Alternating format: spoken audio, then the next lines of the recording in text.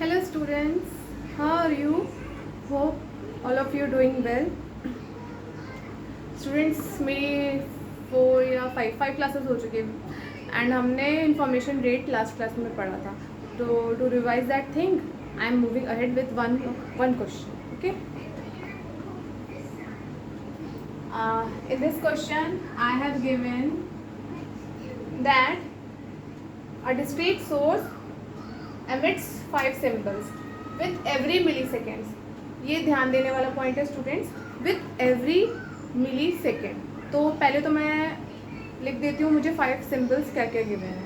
तो देखिए मुझे 5 सिम्बल्स की प्रोबेबिलिटीज़ गिवन है 1/2, 1/4, 1/8, 1/16 respectively. Now in this question, the question also states that this is going to emit with every millisecond, and this is the thing we need to focus. So first of all, if these values with probabilities of given symbols we have, so we can calculate easily entropy. And what we have to calculate? Information rate. For calculating information rate, what we need? The value of small r into hx. ये हम देखेंगे ये कैसे निकालना है. पहले तो हम एंट्रोपी निकाल सकते हैं.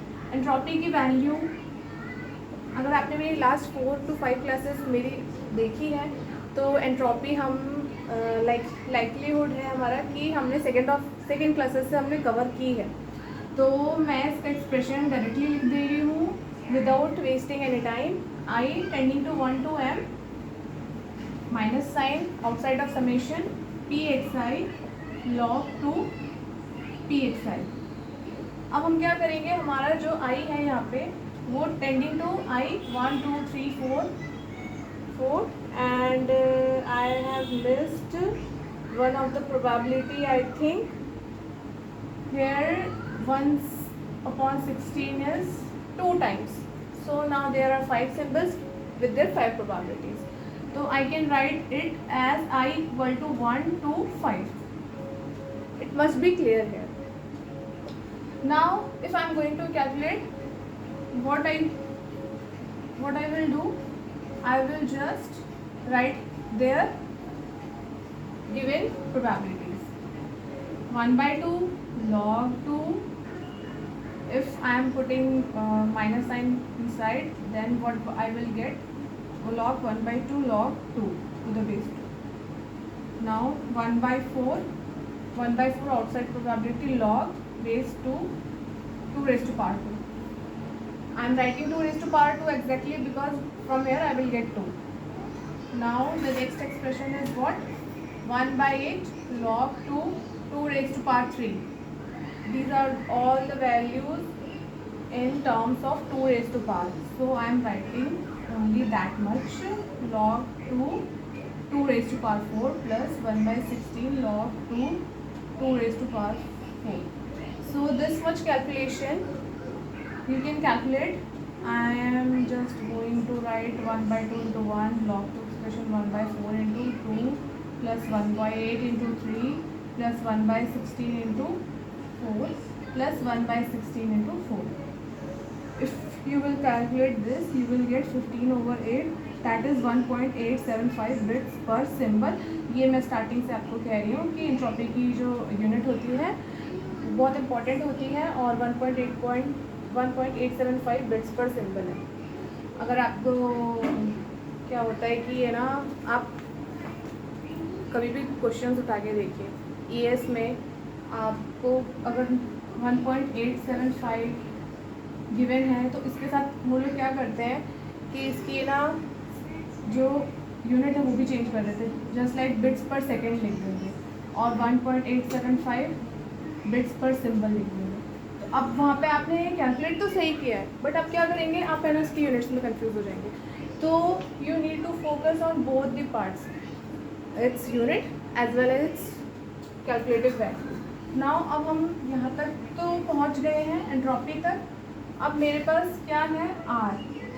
ये मुझे कैलकुलेट करना है। अब मैंने बोला था कि you need to focus on each and every minute description of the numerical what we have.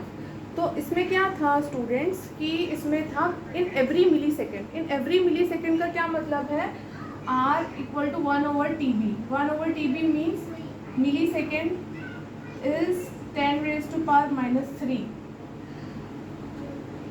तो मैं जब इसको निकालूंगी तो ये हो जाएगा 1000 सिम्बल्स पर सेकेंड। अब मैं डायरेक्टली R की एक्सप्रेशन में से पुट कर सकती हूँ, तो मेरी वैल्यू आ जाएगी 1875 बिट्स पर सेकेंड। ये मेरा फाइनल आंसर है। तो यहाँ तक तो मैंने इंफॉर्मेशन रेट का पार्ट पूरा कवर किया है। होपफुली मेरे साइड से मैंने डिफरेंट क्वेश्चंस भी पिक किए हैं और मैंने ये पार्ट बहुत अच्छे से क्लियर करने का ट्राई किया है। अब now if you have any problem in this part related to this part, you can ask me in the comment box. And with this section I am moving forward with new topics that we need to cover in this chapter, that is information theory. Now next part is, आपने ध्यान दिया होगा हम इतनी देर से क्या पढ़ रहे हैं, डिस्क्रीट मेमोरीलेस सोर्स। अगर हम डिस्क्रीट मेमोरीलेस सोर्स पढ़ रहे हैं तो क्या है स्टूडेंट्स कि डिस्क्रीट मेमोरीलेस चैनल भी होगा। डिस्क्रीट मेमोरीलेस चैनल होगा जिसमें आप क्या करेंगे, एक सिंबल्स का जो फ्लो होता है उसकी एक पार्ट डिफाइंड होती है, that is called discrete memoryless channel. उसमें क्या होता है कि from input side to output side जो सिंबल्स फ्लो हो रहे हैं उस चैनल का नाम है डिस्क्रीट मेमोरीलेस चैनल। और ये बहुत अच्छे से मैं क्लियर हो जाएगा जब मैं इसका स्टैटिस्टिकल मॉडल आपको बताऊंगी। तो इसकी डेफिनेशन मैं आपके लिए पढ़ देती हूँ और पहले मैं टॉपिक लिख देती हूँ। Discrete memoryless channel. Okay students, और कुछ आपको अगर करेक्शन ऐसा होता है कि मेरी उसमें लेक्चर में आपको कुछ करेक्शंस करवाने हैं या फिर है ना कुछ टॉपिक मैंने मिस किया है, तो प्लीज़ मुझे है ना कमेंट बॉक्स में मेंशन करिए। और ठीक है, हम स्टार्ट करें थे डिस्क्रीट मेमोरीलेस। तो मैं अगर इसको डिफ़ाइन करूँगी तो मैंने बोला है कि एज अ पाथ जिसमें सिंबल्स फ्लो हो रहे हैं from input end to output end. तो हम चलते हैं इसके स्टैटिस्टिकल मॉडल की तरफ। तो अगर ये डिस्क्रीट मेमोरीलेस चैनल है तो इसका जो स्टैटिस्टिकल मॉडल होगा उसमें क्या है स्टूडेंट्स, जो इनपुट है वो एंड आउटपुट है वो मैं एक्स एंड वाई से रिप्रेजेंट करूँगी। तो ये मैं आपको जब बोल के बता रही हूँ तो शायद आपको हो सकता है कि डिफ़िकल्टी हो, कुछ कहीं पे है ना समझने में प्रॉब्लम हो, तो मैं इसको एज अ मॉडल रिप्रेजेंट करके आपको बताती हूँ तो आपको बहुत अच्छे से क्लियर हो जाएगा। जैसे मान लीजिए कि यहाँ पे मैंने x1, अगर बोर्ड क्लियर है तो सॉरी, यहाँ पे x1 है, x2 है, ये tending to xi tending to xn, ये हमारा इनपुट साइड्स में हमारे क्या है सिंबल्स हैं, तो इनपुट सिग्नल्स हैं। ठीक है, अब ये तो हो गई भाई इनपुट x की बात।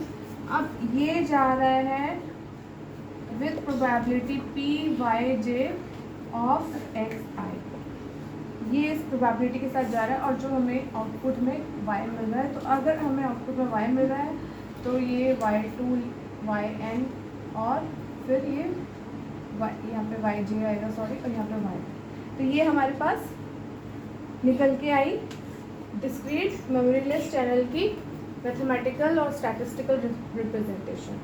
तो यहाँ तक I think I am clear and I can move ahead in this context with this topic.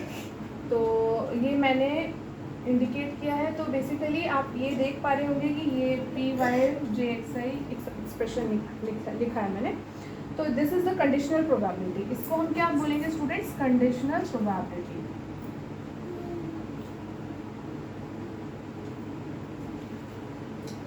Conditional probability बोलेंगे। अब जब मैं इसको मैट्रिक्स फॉर्म में लिखना चाहूँगी, तो मैं ये मॉडल रब नहीं करूँगी, मैं मैट्रिक्स फॉर्म में ऊपर ही लिख देती हूँ, जिससे आपको समझ आए कि हमारा डिस्क्रीट मेमोरी लेस चैनल कैसे रिप्रेजेंट होता है statistically. P Y over X, ये तो हमारा कंडीशनल प्रोबेबिलिटी है। अब मैं जब इसको रिप्रेजेंट करूँगी तो मैंने कॉलम्स के लिए y यूज़ किया है और रोज़ के लिए मैंने x यूज़ किया है। तो अगर मेरी जो रो है y1 x1, तो मेरा यहाँ पे ये रो फिक्स रहेगा, कॉलम चेंज होगा y2 x2 sorry x1, column change होगा, रो से p y n x1। यहाँ तक तो मैं क्लियर हूँ, आई थिंक सबको समझ आ रहा होगा। ये आप ऑलरेडी 12th में भी करके आते हैं और इंजीनियरिंग मैथमेटिक्स में भी करते हैं, तो ये चीज़ में कोई प्रॉब्लम होनी नहीं चाहिए। अब यहाँ पे क्या है ना, कॉलम सेम है बट रो चेंज हो रहा है। कॉलम सेम है, x कहाँ तक जाएगा, m तक, जो मैंने यहाँ पे भी लिखा है x m। तो यहाँ तक मैं क्लियर हूँ। y2 ओवर x, रो भी चेंज हुआ है और कॉलम सेम है, x2 ये इस तरीके से जाएगा। देन यहाँ पे मेरा क्या है, कॉलम सेम है।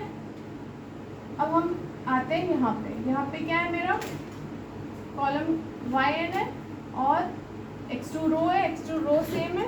यहाँ पे जब हम पहुँच गए तो क्या होगा, yn xn, ये हो गया हमारी कंडीशनल प्रोबेबिलिटी जो उसके चैनल की है, उसका स्टैटिस्टिकल मॉडल, चैनल मैट्रिक्स, आप कुछ भी कह सकते हैं। अब ये जब हमने इसका मॉडल इवैल्यूएट कर लिया, डिफाइन कर दिया, जो भी आप कहें, तो कुछ की पॉइंट्स हैं जो हमें इससे एनालाइज करना है। अब हम क्या एनालाइज करेंगे, ईच रो की चैनल मैट्रिक्स जो है स्टूडेंट्स, वो होगी j = 1 to n टेंडिंग, ठीक है। क्यों? क्योंकि यहाँ पे मेरा x1 रो फिक्स है और मेरी y की वैल्यू ही चेंज हो रही है, तो yj over x1 = 1 for all i। ये एक्सप्रेशन आप ध्यान से देखिए, आपको भी समझ आएगा कि मैं क्या कहना चाह रही हूँ। अब जो इनपुट के लिए वैल्यूज़ हैं, मैंने आपको स्टार्टिंग में कहा था कि x की वैल्यूज़ मैंने ली है, तो px1 px2 pxm तक मेरी वैल्यूज जाएगी। Same for output also, py py1 py2 pn तक जाएगी, yn तक जाएगी वैल्यूज।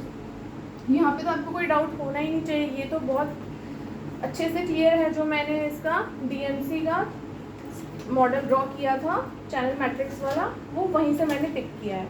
अब आपने दो कंडीशनल प्रोबेबिलिटी पहले भी पढ़ी होगी, तो उसके थ्रू जो हम एक्सप्रेशन है वो ये लिख सकते हैं क्या, मुझे आप बताइएगा। मैं अगर ये लिख रही हूँ तो आप इससे सेटिस्फाइड हैं इस एक्सप्रेशन से। This is the conditional probability py can be evaluated for the given inputs px and the conditional probability py by x।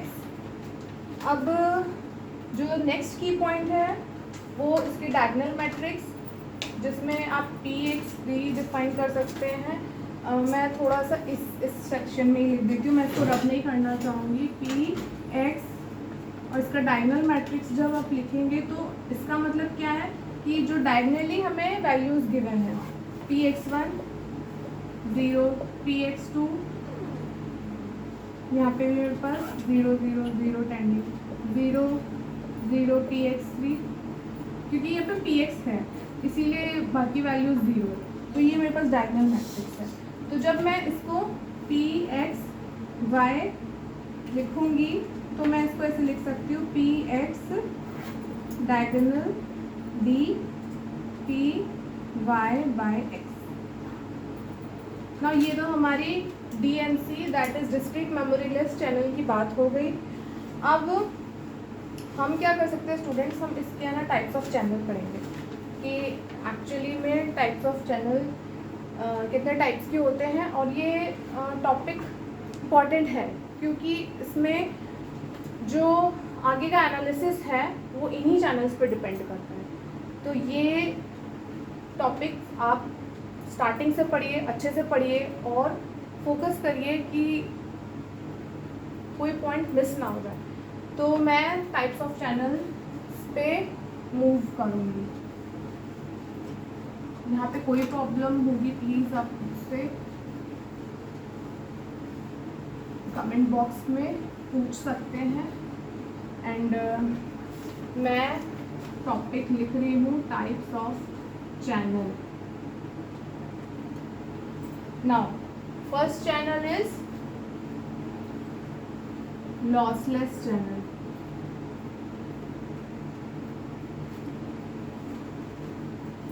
ये डिस्क्रीट मेमोरीलेस चैनल का फर्स्ट टाइप है, दैट इज लॉसलेस चैनल। अब जो इसकी बात हम कर रहे हैं तो मैं इसको ऐसे बोल सकती हूँ, this can be defined as a type of channel with each non zero element in each column.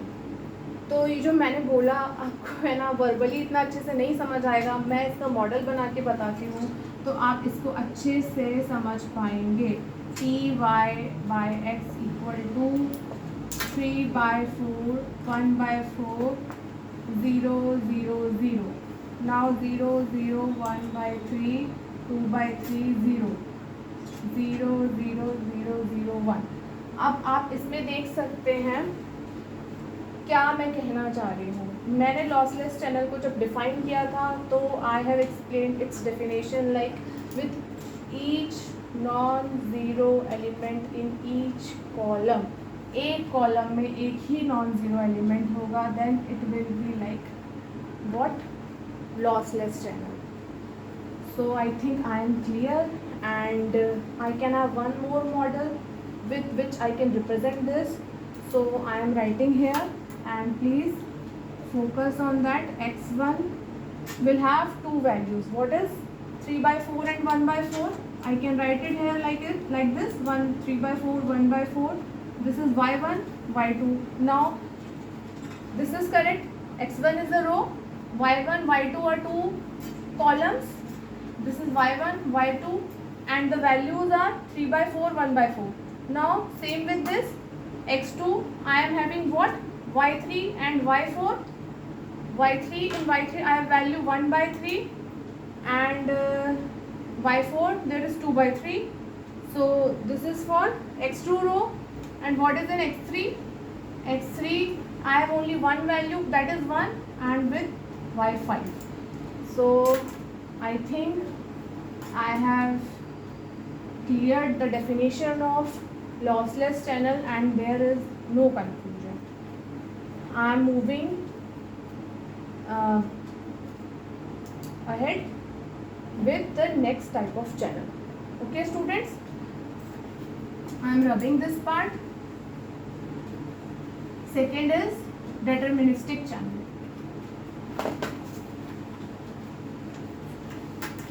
Second topic, second type of channel is deterministic.